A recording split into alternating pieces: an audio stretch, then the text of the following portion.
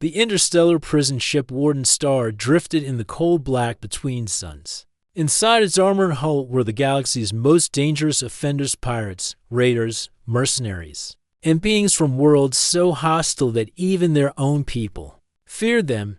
The ship's corridors smelled faintly of recycled air and metal, and the low hum of the engines never stopped. On this day, however, the routine was different. Guards moved quickly along the hallways, speaking in short bursts over their comm units. Something important was happening. A new prisoner was being brought aboard. Prisoners in the maximum security block noticed the change in the guards' behavior. Usually, transfers were common and no one cared. But this time, the guards looked tense, and a quiet ripple of curiosity passed among the inmates. They craned their necks to see down the main corridor as the security doors opened. A tall man stepped through. He was not wrapped in chains or restrained by the magnetic cuffs used for dangerous aliens. Two guards walked beside him, but they did not grip his arms. His hands were free, his posture relaxed. His eyes scanned the corridor not with fear, but with the calm focus of someone reading a map in his mind. The prisoners were used to newcomers who tried to look tough. They were used to loud threats and defiant glares. But this man, Tomas, gave none of that. His calmness unsettled them more than any growl or shout could have. Whispers started. "That's the Death Worlder," someone murmured from behind a barred cell door. Another inmate frowned. "Death Worlder? You never heard of them? Class 15 planet. Even the plants there can kill you. The air is not safe in half the regions. Animals hunt in packs the size of ships. Whole oceans full of predators, and that's before you talk about the storms." The second inmate looked at Tomas again, his expression tightening. "And they just put him in here?" "Yes," the first said quietly, "with us." The guards led Tomas down the main block. Cells lined both sides. The inmates leaned against the bars, watching him pass. Some tried to size him up, some smirked, and a few stayed silent with narrowed eyes. One of the guards, a tall insectoid with glossy black chitin, glanced at Tomas. "Your cell is at the far end. You'll keep to yourself, cause trouble, and you'll stop me," Tomas said evenly. The guard hesitated. There was no mockery in Tomas's tone, but there was no doubt either. The insectoid guard's antennae twitched, but he said nothing more. They reached the last cell in the row. The door opened with a metallic hiss. Tomas stepped inside without complaint. The cell was standard metal bunk, a small sink, a thin slab of foam for sleeping. He glanced around once, then sat on the bunk with his back to the wall. The guards left, the heavy door sliding shut. In the block outside, the prisoners began their usual noise again. But it was different now. The rhythm of shouts and laughter felt broken, as if a new center of gravity had been placed at the far end of the row. Later that cycle, during meal distribution, 3 inmates from the opposite side of the block decided to greet the newcomer. They were large reptilian types, covered in scarred scales, each one bigger than Tomas by at least half a meter. The tallest of them, Kor, grinned with a mouth full of sharp teeth as he approached Tomas's cell. "You're the new one," Kor said. His voice was low and heavy. "You came from the human rock. They say it's a death world. That true?" Tomas looked up from the plain ration tray on his lap. "Yes." The other 2 reptilians laughed. Kor leaned closer to the bars. "Then you must be strong. We like strong. But there's a rule here. If you want to survive, you pay respect to us first. We make sure you don't get hurt." Tomas set the tray aside and stood. "No." The laughter stopped. "No," Kor repeated, as if he had misheard. "You don't decide if I get hurt," Tomas said. His voice was calm. "You try, and you'll see the difference between your world and mine." The reptilians exchanged glances. Prison fights were common, but no one talked to Kor like that. The one on the left, with a jagged scar across his snout, reached between the bars and tried to grab Tomas's shirt. It happened faster than anyone watching could follow. Tomas's hand shot up, caught the scaled wrist, and twisted. The reptilian snarled, yanking back, but Tomas didn't let go. He turned his shoulder, guiding the attacker's arm into the bars. There was a dull thud, and the reptilian grunted in pain before pulling free, clutching his arm.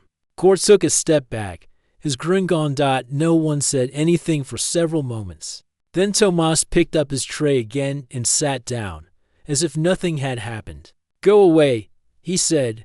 Without looking at them, the three reptilians left, their steps quicker than before, from the upper level of the block. Several inmates had watched the exchange. Whispers began again, but this time they were sharper, more urgent.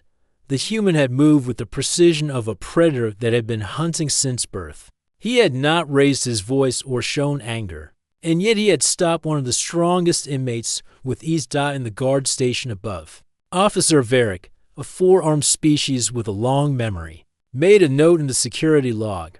"Death Worlder, do not underestimate that night," as the lights dimmed and the hum of the engines filled the silence. Tomas sat on the edge of his bunk. The cell was dark, but his eyes adjusted easily. He thought of his home, its skies split with storms, its forests thick with hidden hunters, its seas alive with teeth and tentacles. Compared to that, the Warden Star felt quiet, safe. In the surrounding cells, inmates shifted on their bunks, but no one made noise near the end of the row. Some of them had spent years in this prison and had never been afraid of another prisoner. Now they found themselves watching the shadows near the humans' cell, making sure they stayed far from it. The Death Worlder had arrived, and nothing in the block would be the same again. The next morning on the Warden Star began like any other. The lights brightened gradually. The low tone of the wake signal echoed through the cell blocks, and the guards made their first round. Most prisoners shuffled out of their bunks slowly, still half asleep. Tomas was already awake. He had been awake long before the lights rose. Sitting on his bunk with his hands resting on his knees, his breathing was steady, his eyes fixed on the floor as though he was deep in thought. The guards unlocked the cell doors for morning exercise. It was one of the few times inmates from different wings could cross paths, though it was heavily monitored. The yard on a prison ship was nothing like a yard on a planet. No open sky, only high walls of energy shielding and metal plating, the ceiling crisscrossed with pipes and dull lights. When Tomas stepped into the yard for the first time, he noticed how the prisoners moved. There were invisible lines of territory, claimed by different groups. Near the left wall, a cluster of insectoid prisoners gathered in a tight circle. At the far corner, the reptilians kept to themselves. Near the center, a mixed group of aliens sat together, but their eyes kept scanning the yard like predators waiting for prey. The three reptilians from the day before were near the weight racks. They saw Tomas the moment he entered. Kor's grin returned, but it was different now. With an edge of something that was not quite confidence, Kor's two companions leaned close to him, speaking in low voices. Tomas did not need to hear the words to understand the plan. They had been embarrassed yesterday, and in a place like this, embarrassment was weakness. They would try to win back their image. Tomas walked toward an empty section of the yard. He kept his steps even, his head turning slightly as he observed the layout. There were no weapons visible, but he knew that in a place like this, anything could be a weapon. A loose pipe, a broken weight bar, even a sharpened food tray. He had been in dangerous places before. This was not much different, only the walls here were closer, and the predators walked on two legs instead of four. The moment Tomas began a set of push-ups, the three reptilians moved. Kor approached from the front while the other two circled around. It was a tactic Tomas recognized immediately. Control the target's attention from one direction, strike from the other. Kor crouched down so his eyes were level with Tomas. "I think yesterday you were lucky," he said, his voice low. "Today, we test that luck." Tomas finished his set without replying, then stood slowly. He looked at Kor's eyes, then at the two others behind him. His voice was quiet when he spoke. "You will regret this." The first attack came from behind. One of the reptilians lunged forward, trying to wrap his arms around Tomas's neck. Tomas dropped his weight low, caught the attacker's arm, and rolled his shoulder. The motion was smooth, practiced. The larger alien flipped over Tomas's hip and hit the ground with a sharp grunt. Kor moved next, swinging a heavy fist. Tomas stepped aside, letting the punch pass. His hand snapped out, grabbing Kor's wrist, pulling him forward and driving an open palm into his chest. Kor staggered back to steps, his breath leaving in a short gasp. The third reptilian hesitated, then charged. Tomas shifted his stance, lowering his center of gravity. The attacker swung wildly, and Tomas blocked the strike with his forearm before driving his elbow into the alien's side. The reptilian doubled over, wheezing. The yard had gone silent. Dozens of inmates had stopped what they were doing to watch. The fight had lasted less than 10 seconds, but the result was clear. 3 of the strongest prisoners were now on the ground or clutching their sides, while the human stood without a scratch. A guard in the observation tower spoke into his comm. Incident in yard. 3 down. Human standing. Another guard replied. Did he use a weapon? No. Just move fast. Kor struggled to his feet. His expression was not one of rage now, but of calculation. He looked at Tomas for a long moment before giving a short nod, as if acknowledging something unspoken. Without a word, he turned and walked back toward his corner of the yard. His companions followed, limping slightly. Tomas went back to his push-ups. The rest of the exercise period passed without incident, but when the inmates were escorted back to their cells, the whispers began again. They traveled quickly through the cell blocks faster than any official message. The human did not just survive an attack from Kor's group. He had ended it before it truly began. By the time midday meal came, Tomas had noticed the difference. Prisoners gave him more space in the food line. In the mess hall, seats near him remained empty, even when there was no other space. Some stared. Some avoided looking at him at all. At a table in the corner, a group of insectoid prisoners discussed him in their clicking language. One of them had been in the yard during the fight. He moves like he is not here, the insectoid said. Like he is back on his world. Death world reflexes, another replied. We cannot understand them. We do not want to. From the guard station, Officer Varric watched the human eat in silence. He had seen dangerous prisoners before, beings who could tear through walls or shrug off laser fire, but this was different. Tomas did not act like someone trying to prove himself. He acted like someone who already knew where he stood. Later, in his cell, Tomas lay on his bunk and listened to the faint vibrations of the ship's engines. The Warden Star moved through deep space at faster than light speed, but to him, it felt slow. He thought about Kor's group. They might try again, or they might decide it was not worth the risk. Either way, he was ready. For Tomas, survival was not just a skill. It was the air he breathed. That night, as the lights dimmed, 2 inmates from another wing passed his cell. They slowed, glanced inside, then quickly kept walking. Neither of them spoke, but their pace quickened as they moved away. The human had passed his first test, and the prison was beginning to understand what a Class 15 death world really meant. 2 days passed since the yard incident, but its echoes still traveled through the Warden Star. Whispers passed from cell to cell, wing to wing. Prisoners who had never spoken to each other now shared the same quiet sentence. Do not mess with the human. Tomas did nothing to encourage it. He spent his time in the yard, at meals, or in his cell. He did not join any group or start any fights. Yet the space around him grew larger each day, as if the air itself carried a warning. On the 3rd morning, Officer Varric noticed something unusual during breakfast. The reptilian gang that had once controlled the seating in the mess hall now kept to a corner table. They left the long rows of benches empty on either side of Tomas.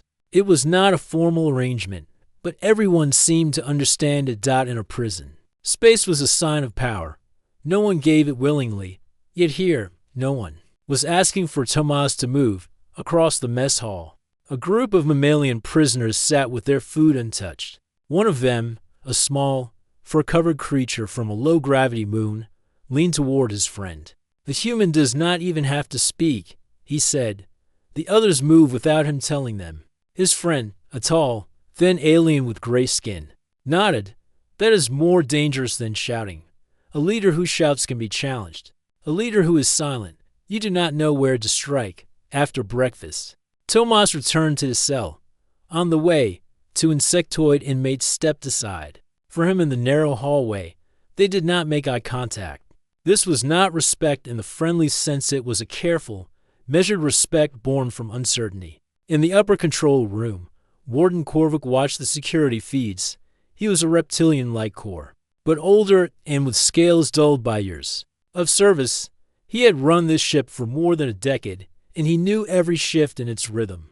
The human's arrival was more than a ripple, it was a change in current. Korvac called Officer Varric to his office. The human is not part of any group, the warden said, but he moves through all of them. I see no challenges to him. I see no alliances either. That is rare. Varric crossed his lower arms, a sign of thought in his species. They respect him because they fear him. He has not given them a reason to attack again. But it is only a matter of time before someone tests him. Someone always does, Korvac said. When that happens, watch closely. If he survives again, and I believe he will, then we must decide how to deal with him. That afternoon in the yard, Tomas sat on a bench near the far wall. He watched the exercise routines of the different groups. He could tell which gangs control which areas, how they guarded their territory, and how they sent signals to each other without words. The reptilians were quieter now. Kor's group trained in silence, but their eyes moved often in Tomas's direction. The insectoids stayed in their circle, but they did not block the path to the water station anymore. Even the central mixed group, known for picking fights with anyone, kept their distance. Near the end of yard time, a new prisoner arrived, tall, with dark-plated skin and long arms that could reach across a doorway. His name was Oric, and he had a reputation from another prison ship. He was known for challenging whoever was considered the strongest in the block, and he had won more than he had lost. When Oric learned about Tomas, he smiled. A Death Worlder, he said to one of the guards. Good, I like a challenge. The next morning, Oric made his move. In the mess hall, he walked straight to the bench where Tomas sat. The room quieted. Oric put his hands on the table and leaned down. I hear you are the one they fear, he said. Tomas looked at him for a moment, then returned to eating. I want to see if they are right, Oric said. Still, Tomas did not answer. Oric straightened, stepping back. Later, then, in the yard, the rest of the meal passed in silence. When yard time came, inmates moved quickly to the edges of the space, leaving the center open. Oric stood there, waiting. His eyes were locked on Tomas as the human stepped onto the yard. Tomas did not hurry. He walked to the center, stopping a few steps away from Oric. I did not fight for amusement, Tomas said. Then fight for survival, Oric replied. The first strike came from Oric, a sweeping arm aimed at Tomas's head. Tomas ducked, moving inside the arc, and drove a short, sharp strike into Oric's midsection. Oric grunted but did not step back. He swung again, this time faster. Tomas sidestepped, his hand catching Oric's wrist, twisting and guiding it down toward the ground. Oric's knees bent as his balance shifted, and Tomas used that moment to push him away. The crowd murmured. Oric had been thrown off balance twice in less than 10 seconds. Oric roared and charged, his arms swinging in rapid strikes. Tomas moved between them, blocking and redirecting each one. He was not striking hard, just enough to control the flow. To the watching inmates, it looked like Tomas was reading Oric's movements before they happened. Finally, Tomas stepped forward, closing the distance entirely. His hand came up in a palm strike to Oric's chest, forcing him back several steps. Oric stopped, breathing heavily. Tomas stood still. Enough, he said. For a long moment, Oric stared at him. Then, slowly, he nodded. Enough, he agreed, before turning and walking away.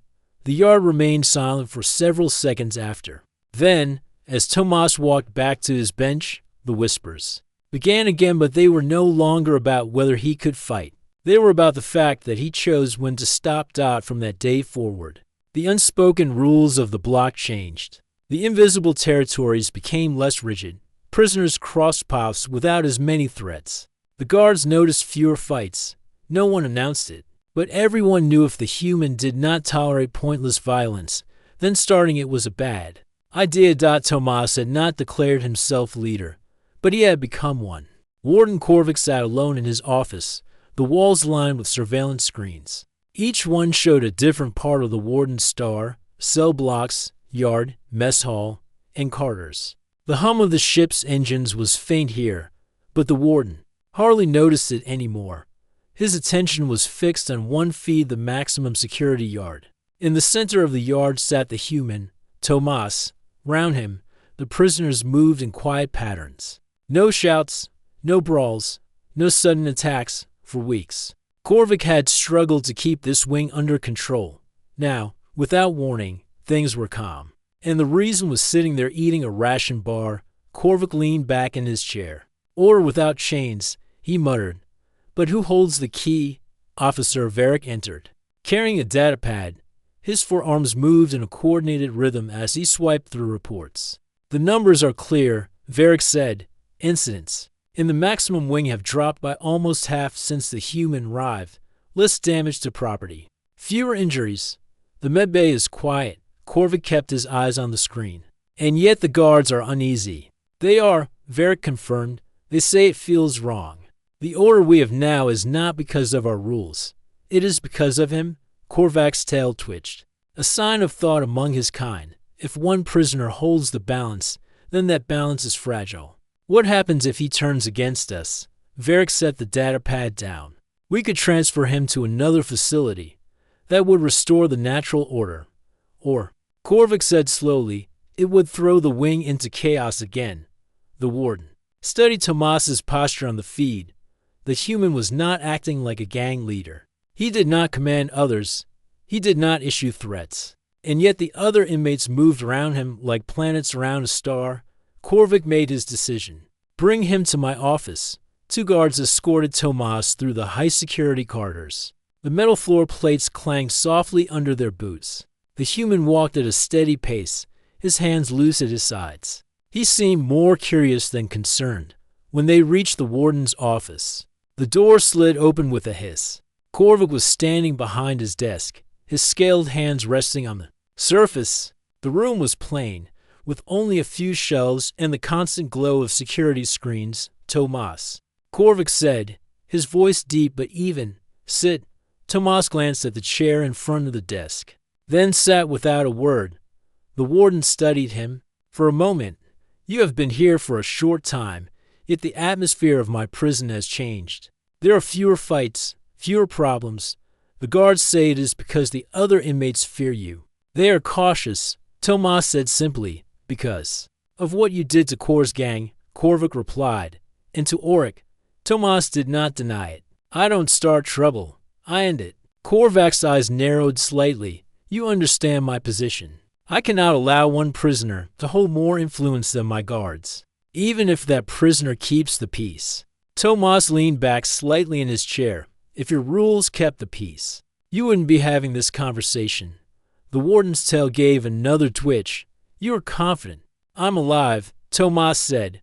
"Where I'm from, that means I'm doing something right." Korvik walked around the desk and stood closer. "I want to know your intention here.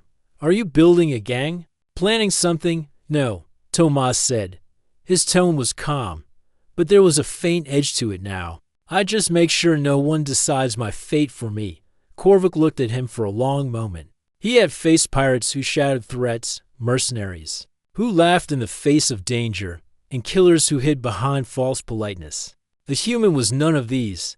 He was simply steady. "I could transfer you," Korvik said. "Send you to a place where the other prisoners will not know your name." "You could," Tomas agreed. "But then you'd have to deal with this wing without me, and from what I've seen, you'd be cleaning up blood by the end of the week." The warden's claws tapped lightly against the floor. It was not a threat. It was an observation, and that made it harder to ignore. Korvik returned to his desk. "I do not like depending on prisoners to maintain order, but I like chaos less. So here is what will happen. You will keep doing what you are doing without expanding your influence. In return, I will make sure the guards leave you to your own space. You step out of line, and that space disappears." Tomas gave a short nod. "Fair." The warden signaled the guards, "Take him back to his cell." As Tomas walked through the corridors, the guards kept glancing at him from the corners of their eyes. They had heard about the meeting, and though they did not know the details, they could guess. Back in the maximum wing, word spread quickly. The warden called the human to his office. What happened? Another inmate asked. He came back. Was the only answer given, and that alone made the story grow.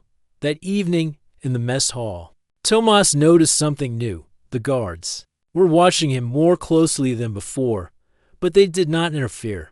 The prisoners, too, seemed to sense the change. They understood that the human had spoken to the warden and returned without punishment. For some, that meant his position was stronger than ever. For others, it was a warning dot in his cell later that night. Tomas lay back on his bunk. The warden's star felt the same hum of engines. Same cold walls, but he could feel the shift in the air. The warden had made his decision. For now, Tomas was part of the balance here. But balance was never permanent. The warden's star moved through deep space in its usual slow rhythm. Inside, the maximum wing had been quieter than it had been in years. The warden's deal with Tomas had kept the fragile balance intact, but balance in a prison never lasted forever. It began during the second shift meal. The mess hall was half full, the steady clatter of trays and low voices filling the air. Tomas sat at his usual table near the wall, eating in silence. Across the hall, a group of prisoners from Wing 3 huddled together, speaking in low, urgent tones. Their leader, a stocky alien with yellow eyes named Derek, had a plan. Wing 3 had been cut off from certain supplies for weeks extra. Protein, sweet ration cubes, even flavored water packs. The cause was simple. The food supply in the ship's storage was controlled by a gang from Wing 2. That gang had been charging high prices for the extras, trading them for favors and protection. Derek decided he was done paying. His group was going to take the storage room. It was a simple plan: cause a distraction during meal service, overwhelm the guards near the corridor to the storage area, and grab as much as they could before the alarm locked down the wing. But in a prison, a simple plan almost never stays simple. The first shout came from the far side of the mess hall. A chair clattered to the floor, followed by a sharp grunt. Then came the second shout, louder and angrier. Within seconds, 2 prisoners were swinging at each other, knocking trays aside. Guards rushed in, shouting commands. More inmates stood up, some moving toward the fight, others trying to slip away. In the confusion, Derek's group took their chance. They broke toward the storage corridor. Shoving past guards, the gang from Wing 2 saw it happen and moved to stop them. The 2 groups collided halfway down the corridor. And that was when the riot truly began. Tomas watched from his table for a few seconds. He had no interest in food politics, but riots were dangerous for everyone. In a fight like this, anyone could be caught between blows. 3 inmates ran past him, one of them shoving over a table to block the guard's path. A tray hit the ground near Tomas's feet, scattering ration cubes across the floor. He stood. The fight spread fast. Inmates who had nothing to do with the food dispute began throwing punches simply because the chance was there. Others grabbed whatever could be used as a weapon: metal trays, broken chair legs, even the serving tongs from the food line. 2 guards near the center were overwhelmed, their stun batons knocked away. Another guard retreated toward the exit, calling for backup over the comm. Tomas moved toward the worst of the chaos. His eyes stayed sharp, tracking movement. A tall insectoid prisoner swung a chair at another inmate, but Tomas caught the chair, leg mid-swing, with a twist. He pulled it from the insectoid's grasp and shoved him back into the wall, not hard enough to break him, just enough to end his part in the fight. Another inmate lunged at Tomas with a sharp piece of metal. Tomas stepped inside the strike, grabbed the attacker's arm, and pushed his elbow up until the weapon clattered to the floor. Then he pushed the attacker away and moved on. He was not fighting for one side or the other. He was clearing space, breaking up the most dangerous moments before they could spread. Near the storage corridor, Derek's group had forced their way into the doorway, but the Wing 2 gang had blocked them inside. The 2 sides were locked in a tight, ugly struggle. Tomas saw one of the smaller inmates pinned under a heavier one, struggling for air. Without hesitation, Tomas moved in, yanked the heavier inmate off, and shoved him toward the wall. Out, Tomas said. The smaller inmates scrambled away. The alarm finally sounded deep. Heavy tones echoing through the ship, red lights flashed along the walls. Automatic security doors began closing, cutting off sections of the mess hall. Most inmates tried to scatter before the lockdown trapped them, but the fighting made it hard to move. A guard near the exit was pinned by two prisoners, one holding him down while the other reached for his stun baton. Tomas crossed the floor quickly. He grabbed the one reaching for the weapon, hooked a hand around his collar, and dragged him backward. The other prisoner turned toward him, fist ready. But Tomas sidestepped and pushed him toward the nearest table. The guard staggered up, breathing hard. His eyes flicked to Tomas, and for a moment there was no hostility in them, just a nod of understanding before the guard moved to secure the nearest doorway. By the time the security doors sealed fully, most of the fighting had stopped. Some inmates sat on the floor with their hands over their heads.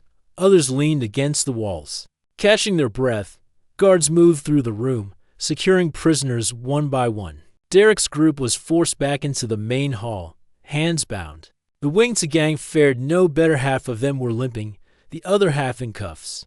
Tomas stood near the far wall, calm and unrestrained. Two guards approached him, but did not order him to the ground. One of them, the same guard he had helped, spoke quietly, "Stay put until we clear the rest." Tomas nodded. Hours later, the wing was back under control. The mess hall floor was still scattered with broken trays and overturned chairs. The air smelled faintly of disinfectant. From the cleaning drones, Warden Korvik stood on the upper level, looking down at the damage. Officer Varric stood beside him. "You saw what happened," Korvik said. "I did," Varric replied. He could have stayed out of it. Instead, he stopped half a dozen of the worst fights and kept two of our guards from being injured. Korvak's eyes followed Tomas, who was now walking back toward his cell, and the inmates saw it too. "That will change things again. It will make them respect him more," Varric said. "Maybe too much." The warden's tail twitched once. Maybe. But today, his presence saved us from worse damage. For now, that is enough. Back in his cell, Tomas washed his hands in the small sink. His knuckles were a little sore, but otherwise he was fine. Outside, the block was quieter than usual. For this hour, word of the right hand of what Tomas had done was already moving through the prison. Even inmates who had not been there were telling the story, each version growing slightly with every retelling. Some said he had taken down 10 prisoners. Others said 20. Some claimed he had caught a stun baton in mid-strike, though Tomas knew that part was false. He didn't care about the numbers. The truth was simple. The riot had been dangerous, and in dangerous situations, he acted. The riot had changed the atmosphere inside the maximum wing of the Warden's Star. What once was restless and tense had settled into a quiet order. Tomas's actions during the fight were the talk of every cell and quarter. Prisoners whispered his name with a mixture of respect and caution. The warden's office was quieter that morning. Korvik sat alone, staring at the yard through a reinforced glass window. Tomas was walking slowly among the inmates, his steps calm but confident. The quiet he carried was stronger than any shout or order. Korvak's communicator beeped softly. Officer Varric's voice came through. "The human has not caused any trouble since the riot. In fact, the block is more peaceful than ever." Korvik nodded, though no one could see it. Good. Later that day, Korvik decided to meet Tomas again. This time, it was not a summons but an invitation. He wanted to see the human side of things if such a thing was possible in a place like this. When Tomas arrived, the warden was already waiting. The room was the same as before, plain and cold. But today, Korvak's posture was less guarded. "Tomas," Korvik said, "you have brought order here. I do not know how you do it, but the results are clear." Tomas sat down, folding his hands quietly. "I keep things simple. Fight only when you have to. Respect others when you can. And never let fear rule you." Korvik raised an eyebrow. "You speak like a leader." "I don't want to be a leader," Tomas said. "I just want to live without being crushed." Korvik leaned forward. "Living without being crushed is not easy here. It is a place for punishment, not comfort." "That may be," Tomas replied, But if everyone is broken, there is no order, only chaos. The warden considered that. You want order. That is good for me, and good for them, Tomas said quietly. Korvik stood up and began to pace. I have thought about what to do with you. I could send you to another ship, away from this wing. Or I could make you an example. Tomas looked up. What kind of example? A warning to others that no one is above the law here. Tomas shook his head. That would destroy what you have, and what I have. Korvik stopped pacing and looked at Tomas with a new understanding. So, what do you suggest? Let me do what I do. Keep the peace, and in return, you keep the guards out of my way. Korvik smiled faintly. You have already started that agreement without my words. Back in the yard. Tomas noticed the change. Guards gave him space. They watched but did not interfere unless he asked. The prisoners too had learned the new rules. They did not have to say it, but everyone understood. Tomas had become part of the prison's balance. He was not officially a leader. No one had made him one. But his power to stop violence was clear. Groups moved around with less fear of sudden attacks. Even old enemies found themselves pausing before starting fights. The quiet peace Tomas brought was a new kind of order. One afternoon, Tomas sat with a small group of prisoners near the water station. They were not friends, but they talked quietly about the ship, the food, and life here. A young alien with soft blue skin said, Before you, I thought I would never see peace here. Tomas nodded. Peace is not easy, but it is worth trying. Another inmate, a tall creature with wide eyes, asked, What do you want next? Tomas looked out over the yard. I want to survive, and maybe make this place less cruel. In the control room, Korvik watched the feed again. The wing was calmer than it had been for years. He tapped a claw against the console. Maybe, he thought, this human is exactly what the Warden Star needs. Korvik sent a message to his officers, Monitor Tomas. Do not interfere unless necessary. Report any changes immediately. He knew that trust was a fragile thing here. But for the first time, Korvik felt something different to hope that order could last without endless violence. Days passed. The Warden Star moved through space with its steady hum. Inside the maximum wing, prisoners lived with less fear. They watched Tomas closely, some hoping to learn, others waiting for him to slip. But Tomas did not slip. He moved through the prison like a calm storm, quiet, steady, and always ready. Korvak's silent agreement with Tomas became the new rule of the block. Guards and prisoners alike learned to respect the balance. And the human from the death world became more than just an inmate. He became a symbol. The Warden Star had drifted through deep space for months. Inside, the maximum wing had settled into a quiet order. Tomas's influence had become part of the daily life on the ship. Guards gave him space, prisoners watched him with respect, and fights had become rare. But the calm was about to break. One morning, the ship's sensors picked up an unknown object moving fast toward them. The alarm sounded throughout the Warden Star, waking every prisoner and guard from sleep. Warden Korvik stood on the command bridge, watching the readings on the screen. The object was large and moving quickly. It did not respond to hails or warnings. Prepare for possible boarding, Korvik ordered. Seal the ship's internal doors. Alert all guards. Tomas was in the yard when the alarm sounded. He stopped walking and looked up at the ship's ceiling. Where red lights flashed, prisoners scrambled for cover. Guards moved to lock down the wing. Tomas stayed calm. He knew that panic was the enemy. The unknown ship moved closer. Its shape was strange, like nothing anyone had seen before. Then the Warden Star was hit by a sudden blast of energy. The lights flickered, and the hum of the engines faltered out in the chaos. Some prisoners began shouting. Fights threatened to break out again. But Tomas stood in the middle of the yard, raising his voice. Listen, he shouted. This is not the time for fighting. The yard slowly quieted. Tomas moved to the center and looked around. If we don't stand together, we will all lose. The prisoners looked at him, then at each other. No one moved to challenge him. On the command bridge, Korvik was already working with his officers. We cannot handle this alone, he said. The ship's defenses are damaged. We need help. A message came through the comm. The unknown ship was sending boarding teams. We have minutes. Korvik said. Back in the yard, Tomas made a decision. He needed to organize the prisoners and guards together. It was the only way to survive. He called out, I want volunteers, guards and prisoners. We will fight as one. Some guards hesitated but then stepped forward. Prisoners came forward.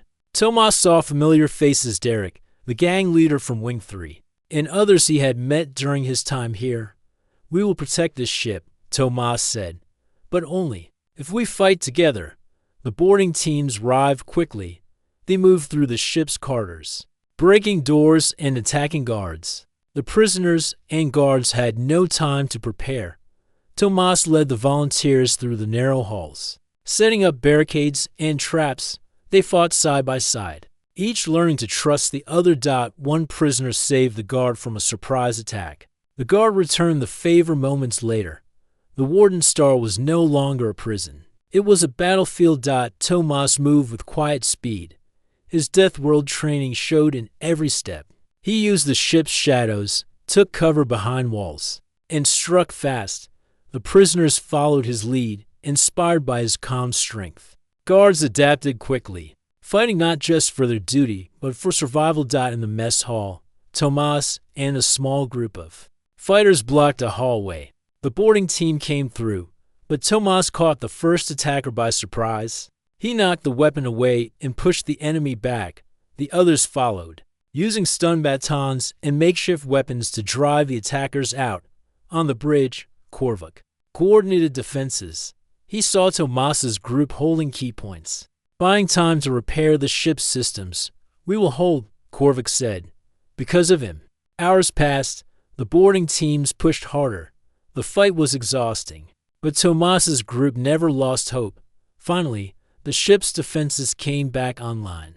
Energy barriers rose, blocking corridors. Weapon systems fired warning shots that forced the attackers to retreat. The boarding teams withdrew. The Warden Star was safe, at least for now. In the aftermath, the ship was quiet again.